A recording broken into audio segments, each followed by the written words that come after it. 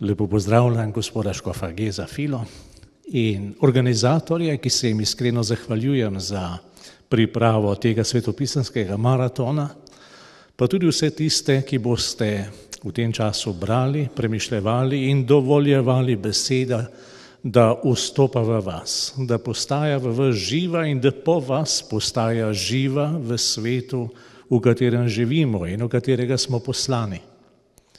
Dovolite mi dve kratke misli v tem večeru. Prva, naslonjena na geslo tega svetopisanskega maratona. Čujte in molite. Ali bedite, bedite in molite. Ko v Jezusovem evangeliju iščemo te Jezusove besede, vidimo, da jih je izgovoril tik pred trpljenjem. V tistem trenutku, ko je doživljal strah in je potreboval učence, prosil jih je: bodite z menoj, molite z menoj. In bedeti in moliti pomeni biti z Jezusom.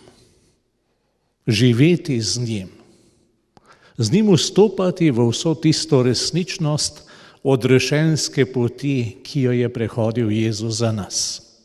Spati pomeni zapustiti ga.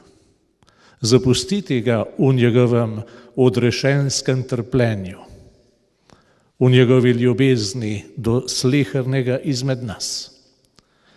In zato naj ta svetopisanski maraton, to bedenje bo v resnici biti z njim, živeti z njim, moliti z njim, da bi mogli tudi v resnici kot kristjani hoditi z njim. Kajti za to gre, da hodimo z njim. In druga misel, dragi prijatelji Svetega pisma, je vzeta, naslonjena na sam pojem, svetopisanski maraton.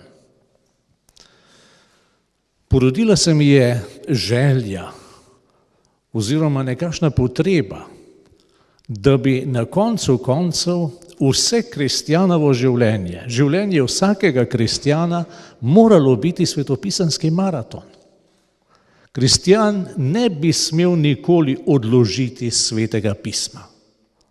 Kristjan ne bi smel nikoli pozabiti na Sveto pismo, ampak bi ga v resnici moral prebirati, ga premišljevati, se vračati vedno znova k njemu, zjutraj, opoldne in zvečer, k istemu odlomku, zakaj pa ne?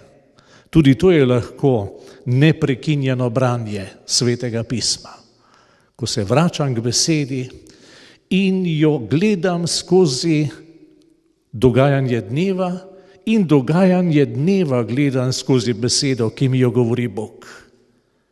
In na ta način življenje z besedo postane moj svetopisanski maraton.